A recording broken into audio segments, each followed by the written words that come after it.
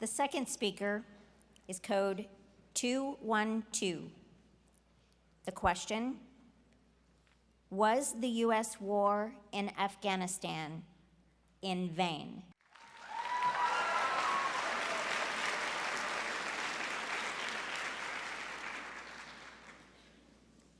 In one of the most classic episodes of arguably the most classic TV show of all time, SpongeBob SquarePants, SpongeBob, the main character, and his buddy Patrick Star go around their hometown of Bikini Bottom and set literally every building inside of the city on fire.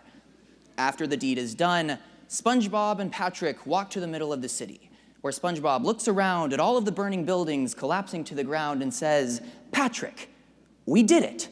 We saved the city." This is exactly the U.S.'s approach and response to the current war in Afghanistan.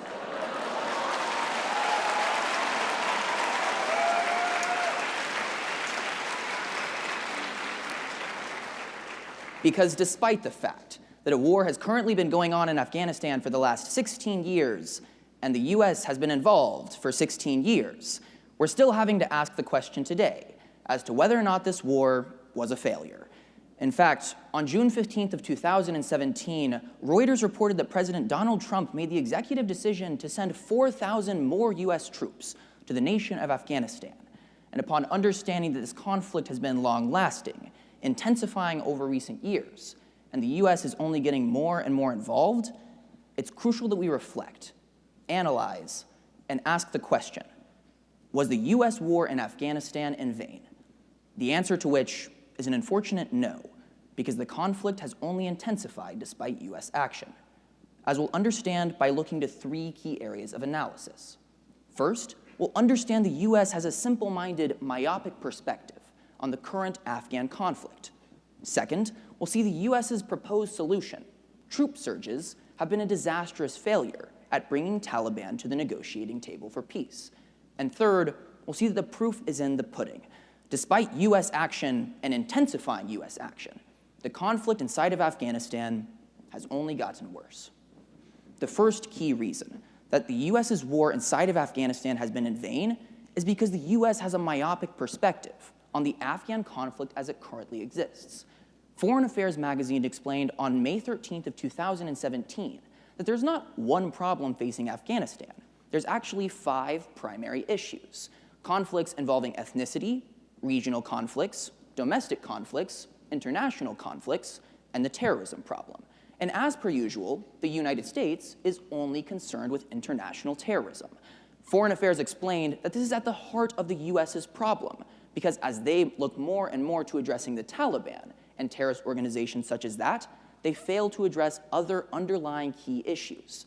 Stratfor Global Intelligence explained in mid-2015 that if the United States only worries about international terrorism in the nation of Afghanistan, that means the Taliban, they fail to address other domestic instability creators, like regional civil conflicts, domestic instability in the government, and regional conflicts in Afghanistan with countries like Pakistan. Clearly, the United States is only concerned with addressing the Taliban, which is one of the key problems inside of Afghanistan. But moreover, they're not even addressing the issue of the Taliban sufficiently, or international terrorism as a whole. Because as an article from The Economist in February of 2017 notes, the Taliban isn't the only terrorist organization inside of Afghanistan. Instead, there's 20 of them. But the United States is only really addressing the Taliban. Therefore, the United States is myopic, or simple-minded in their perspective and approach to the Afghan conflict in 2 ways. First, they're only addressing the terrorism problem. But second, they're not even doing that correctly. By only addressing the Taliban and ignoring 19 other terrorist organizations that are creating instability inside of Afghanistan, the U.S. is failing and continuing a war that has been declared in vain. But the second reason that the war in Afghanistan has been in vain is because our proposed solutions, troop surges, have failed to create domestic stability.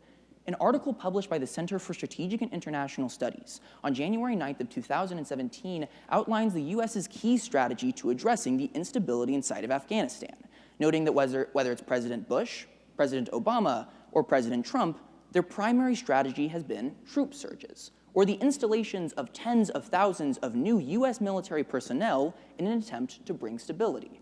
But unfortunately, these have been disastrous. As the Christian Science Monitor explained in an article published in February of this year, US troop surges have never corresponded to a reduction in violence from the Taliban. In fact, at the peak of US military personnel in 2010, there were about 100,000 US troops occupying Afghanistan. Yet even at this time, when 1/10 of a million individuals was occupying Afghanistan, the Christian Science Monitor notes that the Afghan terrorist organization Taliban was not a step closer to reducing their violence, killing less citizens, or negotiating towards peace. Therefore, the second key understanding that we must have is that the US's proposed solution to the Afghan conflict and our primary strategy in the Afghanistan war, troop surges, has disastrously failed at bringing stability to the nation of Afghanistan. But third and finally, the proof is in the pudding. Unfortunately, the United States has been in Afghanistan for the past 16 years, and despite our actions, no stability has been created. Instead, the problem has only gotten worse. The Strategic Studies Institute noted in March of 2017 that ever since 2003, the United States has consistently gotten more and more involved in the nation of Afghanistan. Yet that same article notes that every time the US ramps up military personnel in Afghanistan, it corresponds with an increase in violence, civilian casualties, and terrorist attacks. Therefore, it's abundantly clear that US action in the nation of Afghanistan has not created stability, it has not minimized terrorism, and has not ameliorated the domestic concerns that the Taliban has created. Instead, it's only made the situation worse.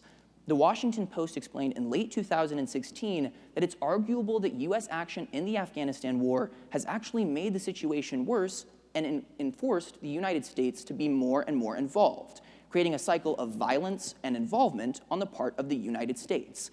This is clear because what it represents is that the United States is getting involved in the nation of Afghanistan, creating more violence, and then hearing more and more calls for the United States to get more involved because of the very violence they created.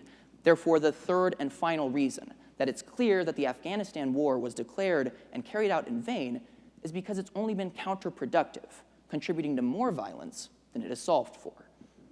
By the end of the episode, SpongeBob and Patrick actually realized that perhaps setting the city on fire didn't save the city. And it's about time the United States comes to the same conclusion in Afghanistan, because the Afghanistan war has clearly been carried out in vain, as we understand through three key areas of analysis. First, the simple-minded, myopic perspective and approach to the current Afghan conflict. Second, the proposed solution, troop surges, failing at creating stability. And third, the evidence of working counterproductively inside of the nation of Afghanistan in creating stability. SpongeBob and Patrick may not be the smartest, which is exactly why it's time for the United States to get smarter than them and realize that setting cities or countries on fire doesn't save them. Thank you.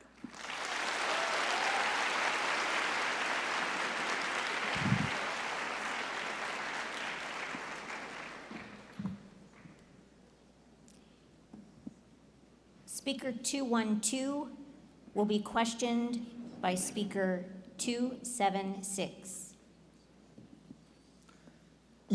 You argue that America has a very singular and concentrated focus on the Afghani war. But why can't the Trump administration broaden and expand our view of Afghani problems? They can, but the framing of the question asked whether or not the US war in Afghanistan was in vain. And in the last 16 years, it's indisputable that it was, despite what the Trump administration can do right in the future. You argue that the war itself was in vain, but was there truly no increase in Afghani living conditions when we toppled the Taliban in 2001? The article from, I believe, the Christian Science Monitor that I cited in February of 2017 indicated that violence, civilian casualties, and terrorist attacks correspond with an increase in US troops. So maybe some conditions have improved, but lives are being lost as a result of US action. You argue that America had a very singular and one-minded view of military doctrine for the last 15 years. But did America ever change or re-examine our military approach in that time span? The evidence that I have seen indicates that they did not. Instead, it indicates that they have employed the same strategy of troop surges over the last 16 years, which ultimately contribute to a cycle of violence. You argued that the Afghani war was entirely in vain. But wouldn't that imply that Afghani problems are entirely beyond reconciliation and the country is beyond salvation?